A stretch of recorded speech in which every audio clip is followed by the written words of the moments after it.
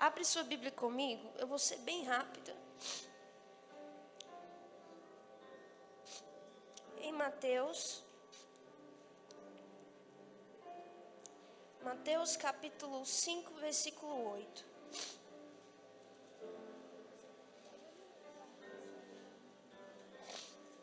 Mateus 5, 8. Aleluia, Jesus.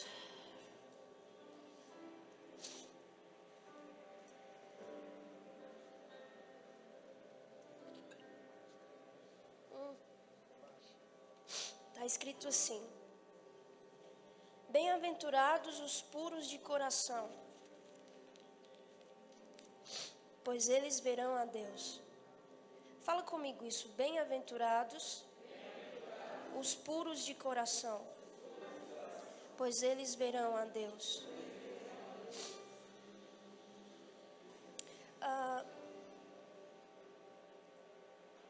O tema desse mês é pureza missionária, e eu queria destacar justamente o que Deus tanto falou comigo nessa quarentena. Pureza. E talvez você por um momento ache que pode ser hipócrita. Ela acabou de falar do pecado dela e agora vai falar de pureza. Ou talvez seja isso que vai fazer essa palavra ser tão profunda. Eu não sei para você, mas pelo menos para mim. Nesse versículo é aquela história de Jesus ensinando a multidão sobre as bem-aventuranças. Jesus dizendo: olha, você é feliz, você é bem-aventurado. E ele mostra uma condição: você é bem-aventurado, você é misericordioso, então por isso você terá misericórdia. Jesus mostra uma condição e um resultado disso. Jesus mostra um modo e Jesus fala que através desse modo, se eu cumprir esse modo, se eu estiver nesse modo, eu alcançarei uma recompensa. Jesus ensina isso. E aqui Jesus está ensinando a mesma coisa. Se eu sou feliz sendo puro de coração. E sendo puro de coração, eu terei uma recompensa. A recompensa da pureza do meu coração é poder ver a Deus. Primeira coisa aqui é que Jesus fala de um ambiente específico para essa pureza habitar. Não é nas minhas redes sociais. Deus nos livre dessa pureza de redes sociais. Não é em uma Bíblia talvez toda riscada, mas pouco vivida. Deus nos livre dessa aparente pureza. Não é de um casamento que talvez seja perfeito em público, mas totalmente degradante no secreto, na intimidade. Não é desse tipo de pureza aparente que Jesus está falando. Jesus está falando que o ambiente para que essa pureza habite é o nosso coração. Jesus fala isso mostrando para nós que o coração é como se ele estivesse falando de algo de onde saem as nossas emoções, de onde nascem as nossas reações, de onde saem os nossos pensamentos, as nossas ações. É como se Jesus estivesse falando: a pureza precisa estar no lugar que revela o que está te dominando. Porque o meu coração vai revelar quem está me dominando. É tão importante esse lugar, esse ambiente para Deus, que a Bíblia vai falar: Deus, quando vai escolher um novo rei para Israel, usa Samuel, e Samuel olha no que é agradável aos seus olhos, mas o próprio Deus diz a Samuel: Samuel, não atentes para a altura da sua estatura, para a sua aparência, porque eu não vejo como o homem vê, eu olho para o coração. Deus sonda o nosso coração. Esse ambiente é tão importante que a Bíblia vai dizer em Provérbios: sobre tudo que você deve guardar, guarde o seu coração. Não são os nossos tesouros, não são as nossas riquezas, não são as nossas conquistas, não são a quantidade de pessoas que nós conseguimos trazer para dentro da igreja. Não é isso que eu devo guardar. É o meu coração. Por quê? Porque dele procedem as saídas, as fontes da vida. Esse ambiente é tão importante para Deus que o próprio Jesus continua falando: ame ao Senhor com todo o seu coração, de toda a sua alma e de todo o seu entendimento. Você percebe que primeiro Deus fala com todo o seu coração. Ah, mas eu ajo de uma forma boa. Deixa eu te falar, nossas atitudes são meros protocolos se não acompanham aquilo que há como verdade no nosso coração. Se nós estamos na casa de Deus, levantamos as nossas mãos para falar que Ele é santo, mas o nosso coração não respalda essa adoração, isso é um mero protocolo. Se nós damos uma cesta básica, mas damos uma cesta básica por obrigação, porque o pastor falou que a gente tem que fazer, porque o pastor falou que a gente tem que cuidar, então porque eu tenho que fazer, eu faço. Não, meu coração precisa estar entregue junto com a ajuda que eu dou. Meu coração precisa estar entregue junto com o amparo que eu dou. Meu coração precisa estar entregue junto com a adoração que eu dedico. Senão é um mero protocolo. Protocolo todo mundo cumpre. Depois ele vai dizer: puros de coração, limpos de coração. O ambiente para a pureza é o coração. E o que eu tenho que ter nesse ambiente? A pureza. Porque o nosso coração distante de Deus é o nosso próprio carrasco. A Bíblia vai dizer, o nosso coração é enganoso. O coração é mais enganoso que qualquer outra coisa. E sua doença é incurável. Quem é capaz de compreendê-lo? Jeremias diz isso. Sem Deus, o nosso coração é o nosso próprio carrasco. Mas sempre, Deus vai tocar no carrasco para libertar o prisioneiro. Sempre que eu for presa pelo meu coração, Deus vai tocar em alguma coisa no meu coração para me libertar do que me torna dominada por Ele. Deus sempre começa por dentro, a gente sabe disso, pequenos ativos de consciência. A gente olha o testemunho de alguém e a gente fala: opa, eu já vivi algo parecido. A gente ouve uma palavra e a gente fala: opa, parece que Ele está falando da minha vida. Ativos de consciência que Deus começa a fazer de dentro para fora. Primeiro Ele vai tocar no meu interior. E primeiro Ele vai demonstrar que Ele anseia pelo meu interior. E aí, quando Ele for o dono, o Senhor, o deleite e o desejo do nosso interior também, vai ser inevitável refletir isso para fora de mim. A pureza que Ele gerar dentro vai ser refletida por fora. Jesus ensina que precisamos ser puros de coração. Só que o nosso coração é enganoso por natureza.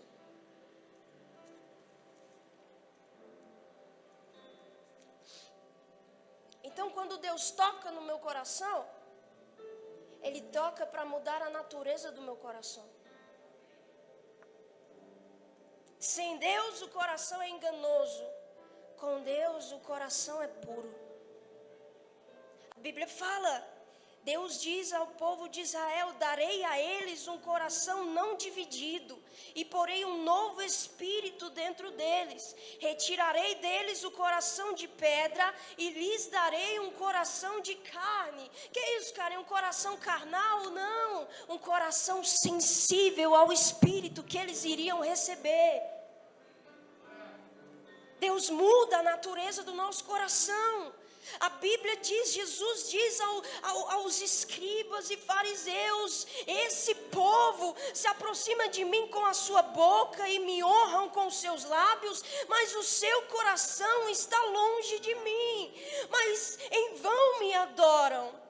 E Jesus diz assim: o que contamina o homem não é o que entra na sua boca, mas o que sai dela.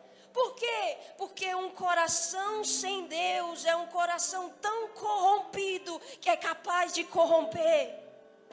Por isso o que sai do homem é o que corrompe. Agora, um coração em Deus é um coração transformado. Glória a Deus, porque Ele toca no nosso coração. Não existe um coração puro sem Deus. Não existe. É por isso que Davi fala, depois de pecar, depois de errar, depois de cair, Davi fala: Deus, cria em mim, porque sem o Senhor eu não consigo. Sem o Senhor eu não posso. Então Deus, cria em mim um coração puro. Pelas minhas boas obras eu não consigo, então cria em mim um coração puro. Eu caí e o meu merecimento é continuar no chão, mas cria em mim um coração puro.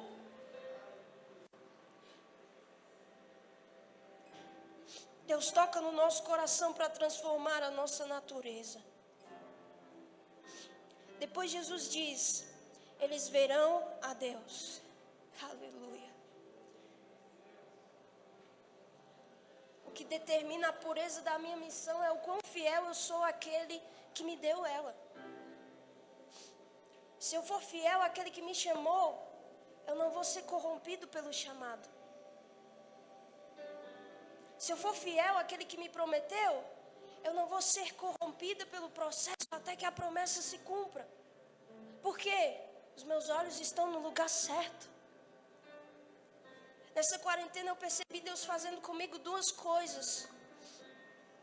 Ele ajustou o foco dos meus olhos e purificou outra vez o meu coração. A pergunta é: se o propósito da nossa missão é levar os outros a verem Jesus, a verem a Deus, por que nós também não dizemos a eles que para que isso aconteça eles precisam ser puros de coração? A gente esconde informações, a gente camufla as coisas, porque a gente sabe que se isso for dito para todos, se isso for dito para alguém, esse alguém pode desistir de Deus por achar que o processo para a purificação do seu coração vai ser muito dolorido. E deixa eu te falar, vai. É dolorido sentir Deus arrancando as raízes do pecado de dentro de nós. É dolorido sentir Deus arrancando nosso orgulho e mostrando para a gente que a gente é tão condenável quanto quem a gente condena.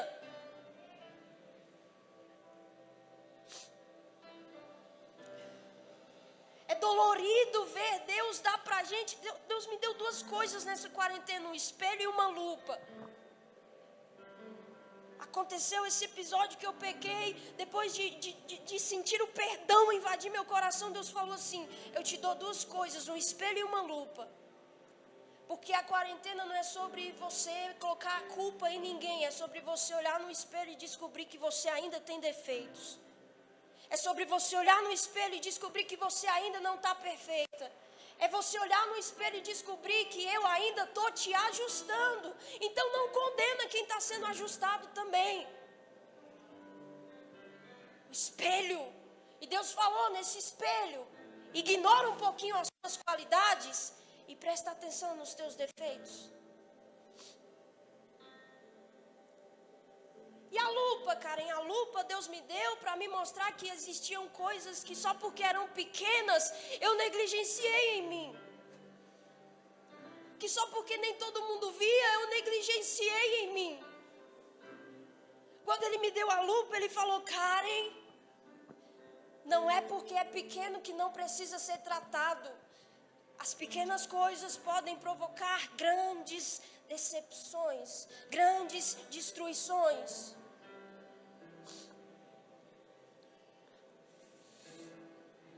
Eles verão a Deus.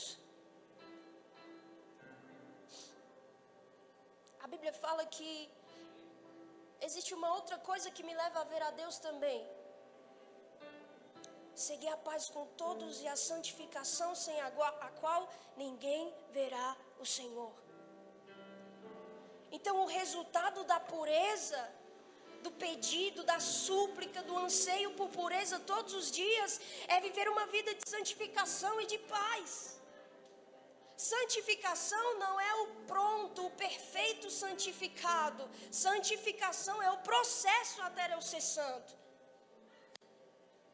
Então Deus ele me ensina com isso, que quando eu digo que estou vivendo uma vida em santidade, em busca de santidade ao Senhor, consequentemente eu preciso revelar uma vida de pureza.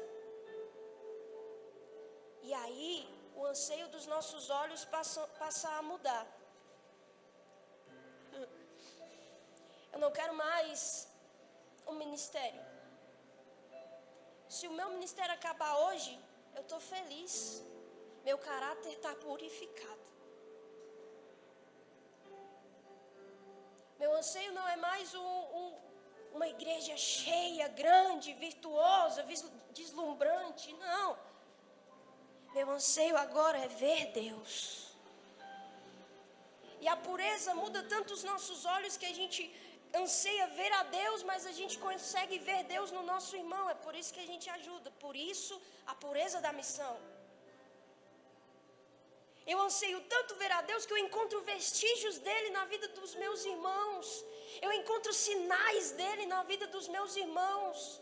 Eu encontro ambientes para encontrá-lo na vida dos meus irmãos.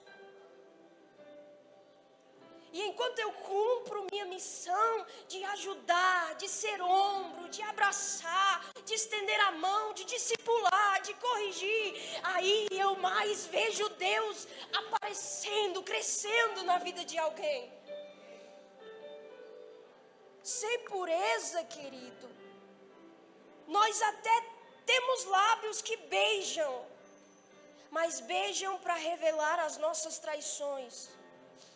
Sem pureza nós temos braços que até sustentam, mas mesmo podendo sustentar, preferem se cruzar.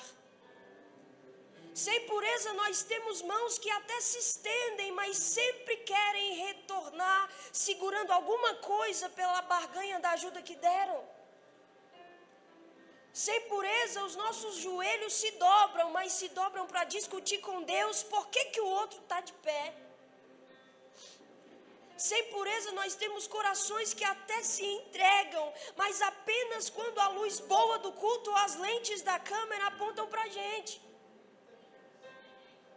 Sem pureza nós temos olhos que enxergam, mas não choram por compaixão ao outro. Sem pureza nós temos boca que até falam, mas só para espalhar veneno e suscitar as contendas abominadas por Deus em Provérbios. Sem pureza nós temos até lágrimas, mas elas só rolam porque estamos despeitados de não sermos honrados por quem está do nosso lado. Sem pureza nós até damos frutos, mas frutos que matam e condenam e nunca alimentam. Sem pureza nós temos pés que até caminham, mas quando vem o ferido, o maldito, o inadequado suplicar por ajuda, começam a correr para longe. Sem pureza a gente pode até ter ferramentas. A gente pode até ter os meios, os contatos, o selo de aprovação humana pelas curtidas, pelos comentários, pelas repostagens, mas não teremos uma vida aprovada por Deus. Até podemos usar o nome de Deus para tal obra, mas uma hora ou outra será exposto que o lugar de destaque não era para o nome dele, era para o nosso. Fracasso Não é não ter um ministério ou não fazer missões. Fracasso mesmo é fazer tudo isso sem ter o meu coração lá. A missão da igreja foi purificada pelo sangue de Jesus. A missão da igreja foi purificada pelo sangue dos mártires.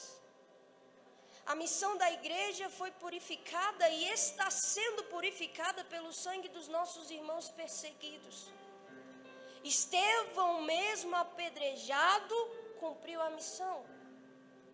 Paulo, mesmo preso, cumpriu a missão. João, mesmo sendo escravizado, cumpriu a missão. A pergunta é: o quanto amamos a missão? Amamos tanto ao ponto de continuar fazendo ela, mesmo estando corrompidos? Ou amamos tanto ao ponto de querer ser tão puro para que ela também continue sendo pura?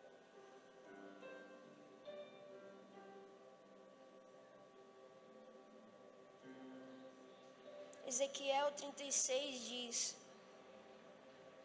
assim diz o Senhor, o soberano, no dia em que eu os purificar de todos os seus pecados, restabelecerei as suas cidades, e as ruínas serão reconstruídas.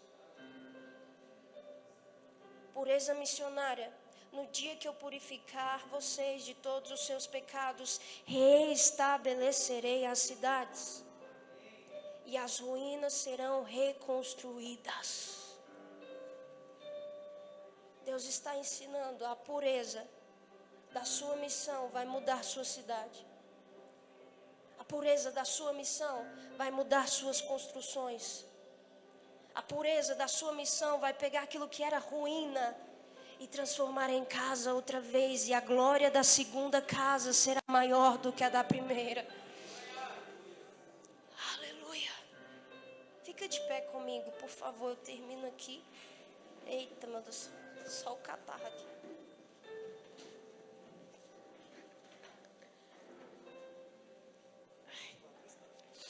Não é coronavírus, gente. É porque eu chorei. Eu queria louvar esse hino com você. E eu vou terminar minha parte aqui.